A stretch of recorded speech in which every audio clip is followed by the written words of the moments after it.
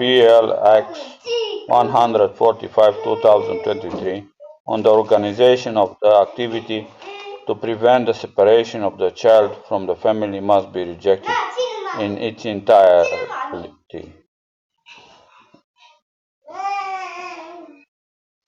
We are dealing with a text that was not written with good intentions and cannot be altered in any way to be acceptable.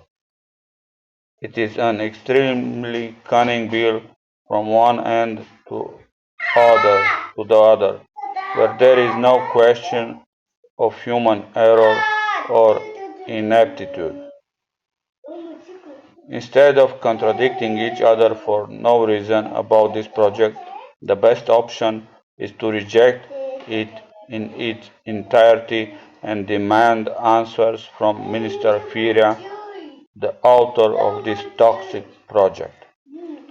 We are talking about a project which apparently is meant to prevent the extraction of children from vulnerable families from their family environment and to help these families to overcome and risk of family abandonment, any risk of family abandonment. But in reality, the provisions in this bill establish poverty, education, vaccination with a full schedule as reasons for the inability to raise children. PLX 145 also affects children left in the country by parents who work in a diaspora. We will end up in the situation where they will tell us that we are too poor to raise our children by ourselves, that we cannot give them the luxury of raising him properly.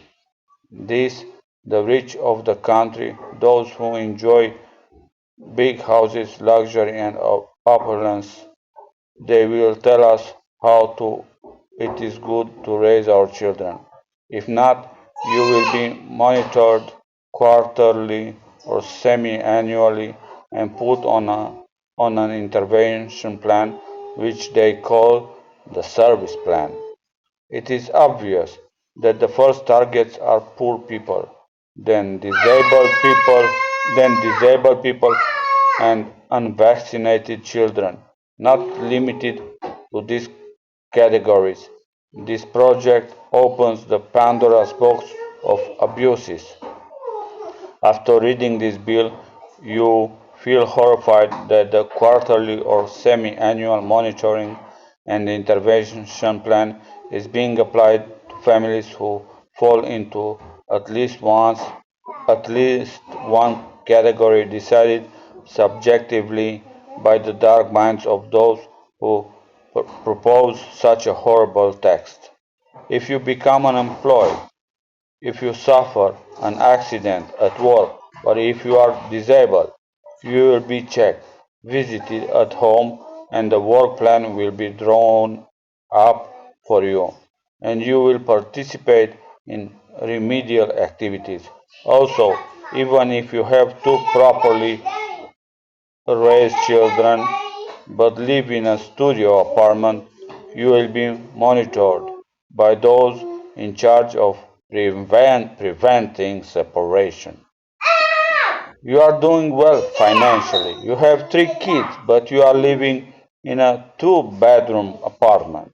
You will be told you don't have enough room to raise your kids, and you could qualify for a separation prevention assessment.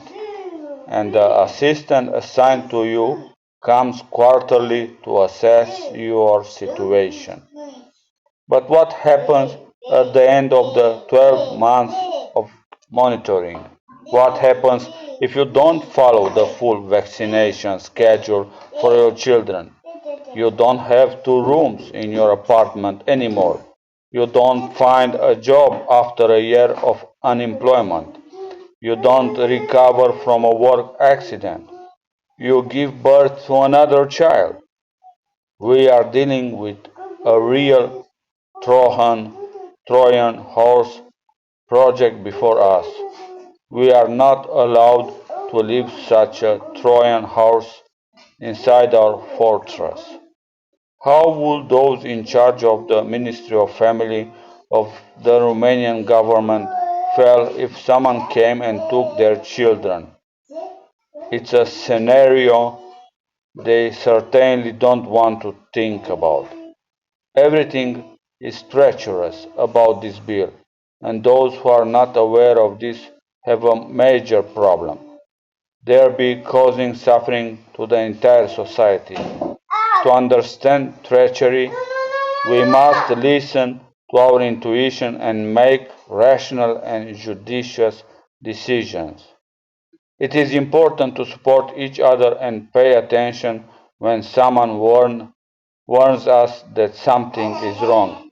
We must urgently take a stand and exert pressure on the entire political class to reject this bill. The disaster on our children must be stopped.